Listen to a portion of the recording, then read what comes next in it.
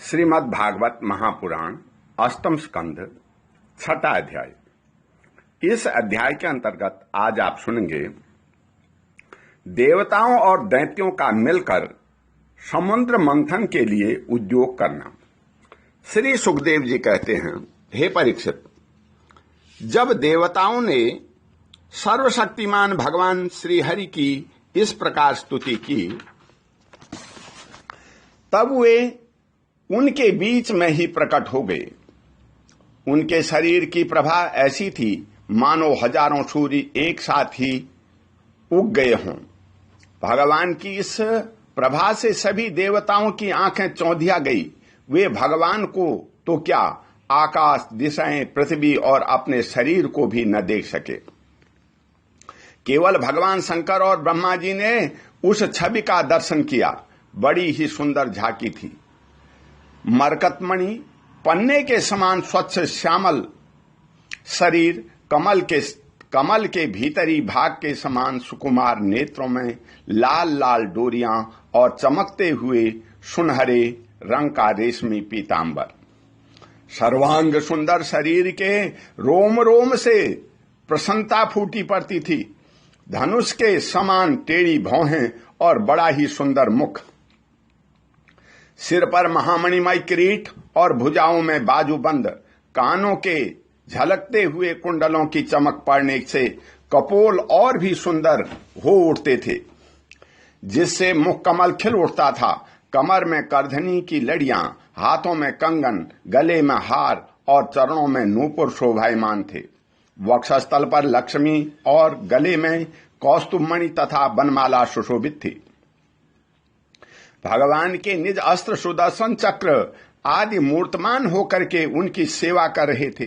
सभी देवताओं ने पृथ्वी पर गिरकर साष्टांग प्रणाम किया। फिर सारे देवताओं को साथ ले शंकर जी तथा ब्रह्मा जी परम पुरुष भगवान की स्तुति करने लगे। ब्रह्मा जी ने कहा, जो जन्म, स्थिति और प्रलय से कोई संबंध नहीं रखते, जो प्राकृत गुणों से रहित एवं मोक्ष स्वरूप परमानंद के समान समुद्र हैं, जो सूक्ष्म से भी सूक्ष्म हैं और जिनका स्वरूप अनंत है, उन परम ऐश्वर्यशाली प्रभु को हम लोग बार बार नमस्कार करते हैं। हे पुरुषोत्तम, अपना कल्याण चाहने वाले साधक वेदोक्त एवं पांच रात्रोक्त विधि से आपके इसी स्वरूप की उपासना करते हैं। मुझे भी रचने वाले प्रभु, आपने इस विश्वमय स्वरूप में मुझे समस्त देवगणों के सहित तीनों लोक दिखाई दे रहे हैं। आप में ही पहले यह जगत लीन था, मध्य में भी यह आप में ही स्थित है और अंत में भी यह पुनः आप से ही लीन हो जाएगा। आप स्वयं कार्यकरण से परे परम स्वतंत्र हैं। आप ही इस जगत के आदि, अंत और मध्य हैं। वैसे ही जैसे घड़े का आदि, मध्य और अंत मिट्टी ही है। आप अपने ही आश्रय रहने वाली अपनी माया से इस संसार की रचना करते हैं और इससे फिर से प्रवेश करके अंतर्यामी के रूप में विराजमान होते हैं। इसलिए विवेकी और शास्त्रज्ञ पुरुष बड़ी सावधानी से अपने मन को एकाग्र करके इन गुणों की, विषयों की भीड़ में भी आपके निर्गुण स्वरूप का ही साक्षात्कार करते हैं। जैसे मनुष्य युक्ति के द्वारा लकड़ी से आग, गौ से अमृत के समान दूध, पृथ्वी से अन्न तथा जल और व्यापार से उसकी आजीविका प्राप्त कर लेते हैं, वैसे ही विवेकी पुरुष भी अपनी शुद्ध बुद्धि से भक्ति योग, ज्ञान योग आदि के द्वारा आपको इन विषयों में ही प्राप्त कर लेते हैं और अपनी अनुभूति के अनुसार आपका वर्णन भी करते हैं। हे कमलनाभ, जिस प्रकार दावाग्नि से झुलसता हुआ हाथी गंगा जल में डुबकी लगा करके सुख और शांति का अनुभव करने लगता है, वैसे ही आपके आविर्भाव से हम लोग परम सुखी और शांत हो गए हैं। हे स्वामी, हम लोग बहुत दिनों से आपके दर्शनों के लिए अत्यंत लालायित हो रहे हैं। आप ही हमारे बाहर और भीतर के आत्मा हैं। हम सब लोकपाल जिस उद्देश्य से आपके चरणों की शरण में आए हैं, उसे आप कृपा करके पूर्ण कीजिए। आप सबके साक्षी हैं। अतः इस विषय में हम लोग आपसे और क्या निवेदन करें?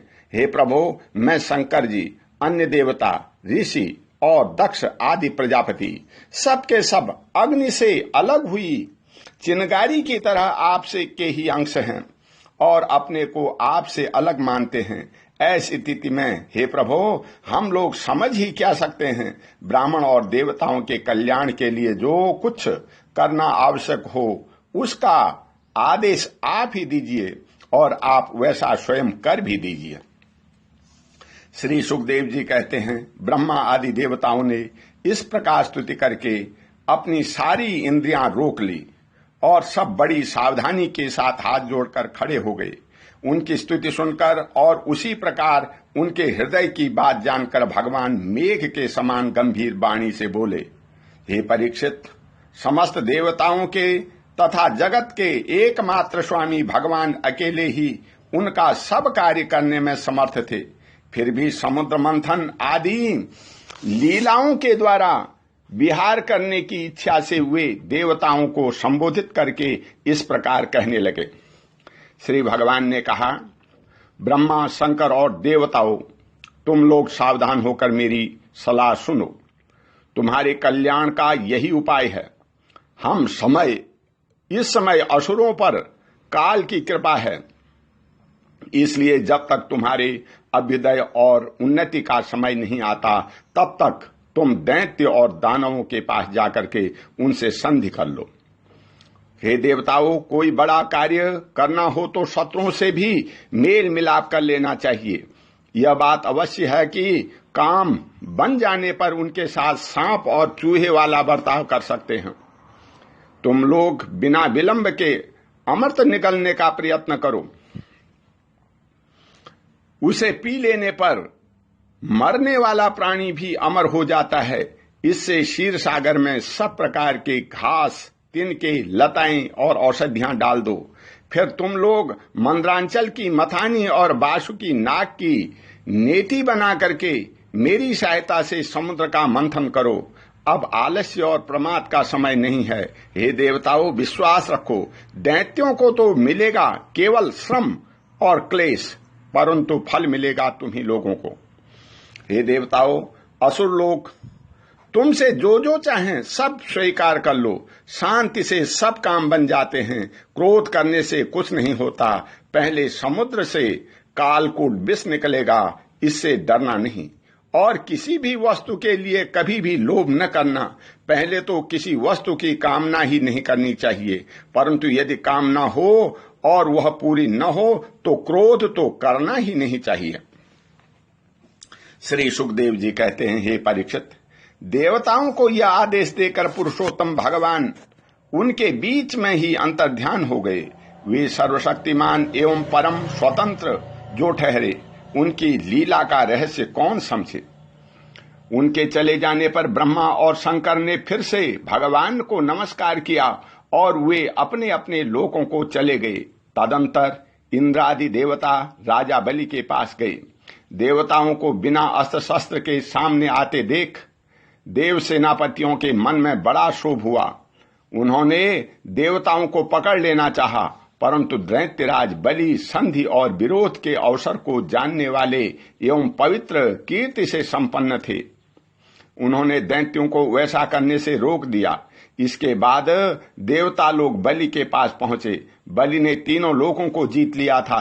वे समस्त संपत्तियों से सेवित एवं असुर सेनापतियों से सुरक्षित होकर अपने राज सिंहासन पर बैठे हुए थे।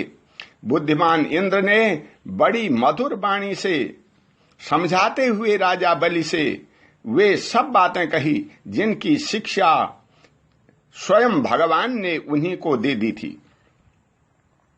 यह बात दैत्यराज बलि को जच गई। वहां बैठे हुए दूसरे सेनापति संबर, अरिष्टनेमी और त्रिपुर निवासी असुरों को भी यह बात बहुत अच्छी लगी। तब देवता और असुरों ने आपस में संधि समझौता करके मित्रता कर ली और परीक्षित वे सब मिलकर अमृत मंथन के लिए पूर्ण उद्योग करने लगे। इसके बाद उन्होंने अपनी शक्ति से मंद्रांचल को उखाड़ लिया और ललकारते तथा गरजते हुए उसे समुद्र तट की ओर ले चले। उनकी भुजाएं परिधि के समान थी, शरीर में शक्ति थी और अपने अपने बल का घमंड तो था ही, परंतु एक तो वह मंद्रांचल पर्वत ही बहुत भारी था और दूसरे उसे ले जाना भी बहुत दूर था। इससे इंद्र, बलि आदि सब के सब हार गए। अब ये किसी प्रकार भी मंद्रांचल को आगे न ले जा सके। तब विवश होकर के उन्होंने उसे रास्ते में ही पटक दिया। यह सोने के पर्वत मंद्रांचल बड़ा भारी था। गिरते समय उसने बहुत से देवता और दानवों को चकनाचूर कर डाला। उन देवताओं और असुरों के साथ कमर और कंधे टूट गए थे, मन भी टूट गया। उनका उत्साह भंग हुआ देख गरुड़ पर बैठे चढ़े हुए भगवान सहसा वहीं प्रकट हो गए। उन्होंने देखा कि देवता और असुर पर्वत के गिरने से पिस गए हैं। अतः उन्होंने अपनी अमृतमयी दृष्टि से देवताओं को इस प्रकार जीवित कर दिया मानो उनके शरीर में बिल्कुल चोट ही न लगी हो। इसके बाद उन्होंने खेल ही खेल में एक हाथ से उस पर्वत को उठा करके गरुड़ पर रख लिया और स्वयं भी सवार हो गए। फिर देवता और असुरों के साथ उन्होंने समुद्र तट की यात्रा की।